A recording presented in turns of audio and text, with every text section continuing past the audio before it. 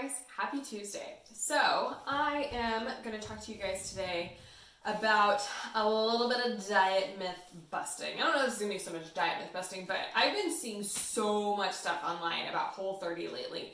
And I know that it's been around for several years, obviously, unless you've been living under a rock. Whole30 is a thing. But I'm going to briefly explain what it is and then kind of my thoughts around it. So Whole30 was this concept created by a gal named Melissa Hartwig and her husband. I think his name is Dallas. And the concept of it is that you're basically implementing a whole foods diet for 30 days. And then there's a reintroduction phase of, I think, 10 days. So Whole30 is one thing that I really consider to just be another diet. Like, I don't really see it as being, or I guess more of a cleanse, because it has a defined time period. And they don't necessarily purport it to be something that's sustainable for long term. I think after the 30 or 40 days, if you do the reintroduction period, it's basically supposed to be something that just helps to guide you along, and it's something that you can periodically do again and again. But if you're going to treat it like that, or if you see it like that, it's basically more of like a quote cleanse, or a way to like kind of clean things up a little bit every now and again. But the premise of it is that it's basically like paleo, but a little bit more than that. It's a little bit on steroids. So basically what you can eat is whole fruits and vegetables, meat, fish, and eggs, and nuts and seeds, certain nuts and seeds. But that's basically it. So no grains of any kind, no legumes, which means no pulses, no lentils, no beans, and no dairy. And then they also have this thing, I hadn't heard of this until recently. It's called a swipo, or they call it sex with your pants on, which I think is kind of funny. But the concept around that is that you're not allowed to use the Whole30 ingredients to basically make like Whole30 approved like junk foods, like pancakes and waffles and brownies and those sorts of things. The foods that you essentially like, maybe you like to eat them, basically like healthify the junk foods. That's what you're not supposed to do, which I find really interesting, and I'll get to that in a second. But that's basically the premise. So you do this for 30 days, and there's definitely some benefits to it. I see the benefits to it, but I think that there's enough cons that it's not something that I would ever actually recommend to one of my clients. Personally, just because I don't think that using unsustainable methods for any period of time is useful. I don't see it as being useful to do something like that other than for the purposes of gleaning information. And when I work with my clients, most of the time, if they are just genuinely very unaware of what they're eating and why they're eating, what I'll have them do is keep a food journal for maybe a couple of days, and they're simply just writing it down. If they really want to get technical and they wanted to actually do the whole like tracking thing for a couple of days, that could be helpful just to help them see the quantity of what they're consuming. Because most people, there's studies that show this, most people vastly underestimate how much food that they're consuming in terms of the caloric quantity. So just doing that can really, really help somebody understand exactly what and how much they're eating. But I would only ever have somebody do that for a couple of days, maybe a week, because beyond that, it's not really providing us any useful information. And I would never use restrictive methods or to help people learn how to eat better. It's not necessarily going to help, and that's why I don't necessarily think that doing things like Whole30, where you're restricting lots of different kinds of foods, is necessarily helpful in teaching you to have a better relationship with food and helping you learn how to eat healthier. Yes, you may be forced to try new foods, which is always a fantastic thing in my opinion, but creating rules around it that you can have this thing but you can't have this other thing, when more or less the research is very much out on whether or not certain things are good and bad for you, like saying, like writing out a whole food group as in like whole grains, all grains are bad for you. No, that's a myth, that's a lie. Or saying that all legumes are bad for you, also not true. It's simply a matter of people having their different opinions, and of course this is my opinion too, but I have never seen anywhere in the research that says that legumes or whole grains are bad for you.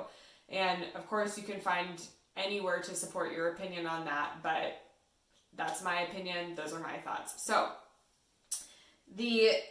a different approach that you could take to this in terms of trying to encourage yourself to eat more whole fruits and vegetables would be something that I've heard of that's called the 800 gram challenge. I did not come up with this. It is based on a research paper that was written showing that if you are willing to eat 800 grams of whole fruits and vegetables a day, it decreases your risk of cancer significantly over the course of a lifetime. So what that can look like, though, is rather than saying there's all these foods that you can't eat, it's a matter of try encouraging yourself to eat 800 grams, or you're shooting for 800 grams of whole fruits and vegetables every single day. And again, I don't know that that's necessarily something that's sustainable, but it can be a way to help encourage you to eat more whole fruits and vegetables. The idea being that if you're shooting for more whole fruits and vegetables, then you're probably crowding out some other things that just don't need to be there. A lot of processed foods probably. So, because you turn it into like a game. You're essentially like, I'm trying to hit the mark, and so you can kind of turn it into a game for yourself. So the other things that are not allowed are like on Whole30 are like protein powders. There's no soy because soy is technically a legume. So it's really and truly whole foods only, foods that come from the earth or come directly from animals, and not any animal byproducts like dairy, but the meat itself or the eggs. So do I think that Whole30 is magical? No. Do I think it's sustainable?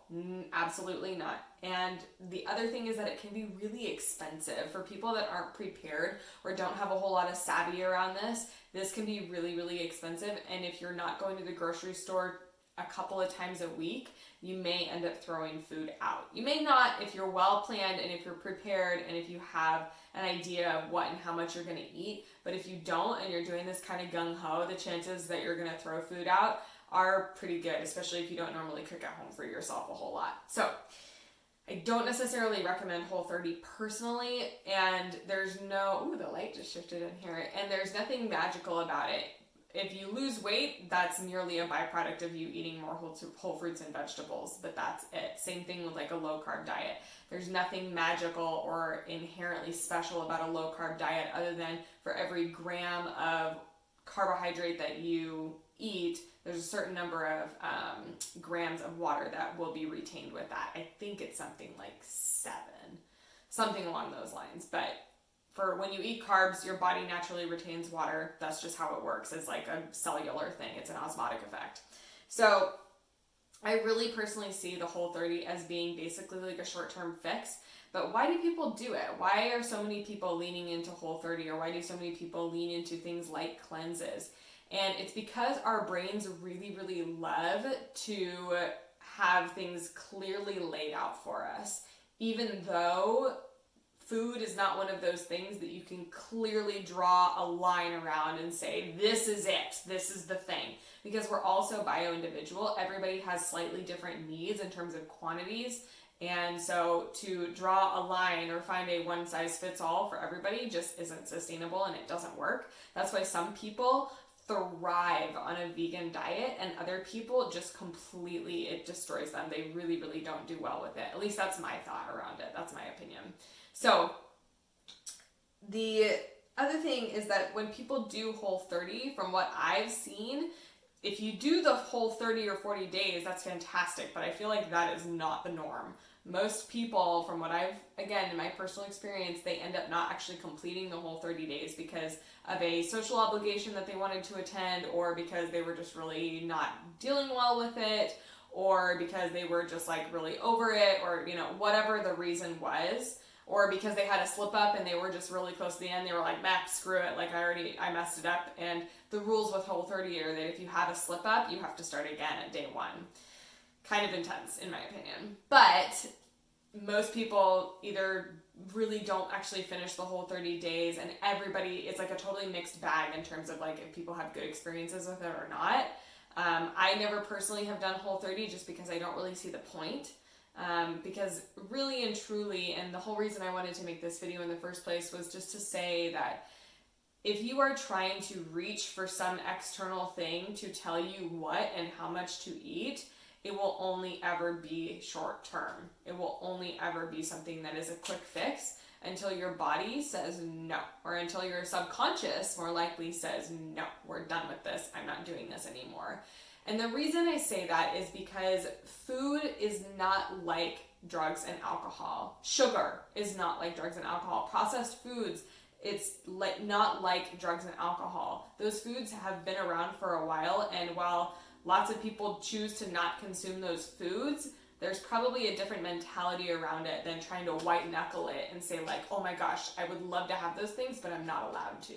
There's a totally different mentality. And so with Whole30, I feel that it really encourages that whole like mentality of I'm not allowed to have these things, because there is a clearly delineated list of all of these foods that you're not allowed to have. It doesn't stop to ask you whether those are foods that you want to keep consuming. For me personally, I want to keep consuming whole grains. I want to keep consuming legumes. I want to continue consuming cheese in small amounts because that's what I like, and it doesn't hurt, and my body likes it. So it really is not something that I perceive as being helpful because it's such a short-term thing. It's a quick fix. It helps people feel better for a very short-term period of time. But then you got to think about the after. Like, what then? Like, when it's over, like, what then? And really, before you ever start Whole30, my question to you is, what are you hoping to gain from it? What are you hoping to glean from it? Because if you're hoping to gain like insight about your eating habits, you can start doing that right now. You don't need to do Whole30 in order to do that. If it makes you feel better to have structure around it, ask yourself why. Why does it make me feel better to have structure around it? Is it because you feel like you need that accountability, or because you don't do well with fast and loose? Like, what's the reason behind it? And really my thought is that if you feel like you need structure, which I do think that as humans we do crave structure just like children do, we need structure, but food is not one of those things where you can wholly become abstinent from. Obviously, we have to eat every single day. And to really tell yourself that any food is 100% off limits if it's not for a medical reason, that to me that doesn't really make sense. If you have an allergy, or if you're celiac and you are like, your body does not deal with gluten, it makes you very, very ill, that's something entirely different, and I guarantee the mentality around those foods for those people is completely different, because they don't want to eat those things because it makes them feel ill, versus if I don't eat something because I tell myself that I can't have it even though there's no actual reason why I can't have it, that's something different entirely. So it's important to keep in mind your motivations for why you're doing something like this. What are you reaching for? What are you hoping to gain from it? And is that thing that you're hoping to gain from it a lasting effect? Because if you're looking to lose, 5 pounds or whatever, are you going to keep those 5 pounds off even after the Whole30? Because you have to think about, what did it take for you to get there? What did it take for you to lose those 5 pounds? You had to eat like that. Are you going to continue to eat like that forever? No? Okay, well, let's find something different that's more sustainable. So the other end of that being that if you are thinking that it's going to help you understand your eating habits a bit better, yeah, it may totally do that. But again, you don't necessarily need to do Whole30 in order to figure out what your eating habits are. You can write down your food for, 3 days, and that would probably glean just as good of information for you as you need. And helping you to actually learn how to make better food choices, that may help you. That may happen on Whole30, totally. But again, how are you going to learn how to make food choices without those rigid rules for yourself? Because that's what Whole30 gives you. It gives you a very strict set of rules, but from everybody that I've talked to and from what most people say is that having those very strict, rigid rules doesn't last, because it draws a line in the sand and it creates artificial scarcity around food that doesn't need to be there. So for me personally, I've drawn lines in the sand around certain foods, not because because I enjoy them, but I think that I can't have them because they're bad for me, but it's foods that I genuinely have no desire to eat because I know they are not helpful for my body, they don't make me feel good, and they're not health promoting foods. And that's really simple. That's not even I don't even have to draw a line in the sand about it. It's just a genuine, do I want to eat this? No? Okay, that's it. There doesn't need to be anything more involved in it than that. But when you are doing something like Whole30 or low carb or keto or whatever, when you've got these very definitive lines drawn in the sand, even if there's no real reason why you can't have those foods, that's a different mentality entirely. So it's important to be aware of that. So those are kind of my thoughts around Whole30. If you have questions about this, or if you are considering doing Whole30, or if you've done it in the past, I'd love to hear your reasons why. What was your experience like? Did you enjoy it? Did you find it restrictive, or did you find it actually really, really beneficial and helpful? And this video isn't to dog on Whole30. Like, I know plenty of people that have had great experiences with it, and they said that they absolutely learned a ton. But my question to them is, did this actually help you to make continued lasting choices? Because if it didn't, then my question is, what was the purpose? Because you can learn how to eat healthy without having to do something very ultra structured like that, and without it being restrictive with those very, very specific food lists. So anyways, I hope that this was beneficial. I hope it was helpful. If you have questions, go ahead and just leave them in the comments below, and I will do my best to get back to them. I really have been enjoying sharing these vlogs with you guys, and I'm so curious to hear about what you would like to learn more about. I'm going to be doing another diet myth busting video next week, and I'm not sure which topic I'm going to do it on yet, but if you have suggestions, or if there's something you're like, Rach, you got to talk about this, put it in the comments below. Okay? I'll talk to you guys later. Bye.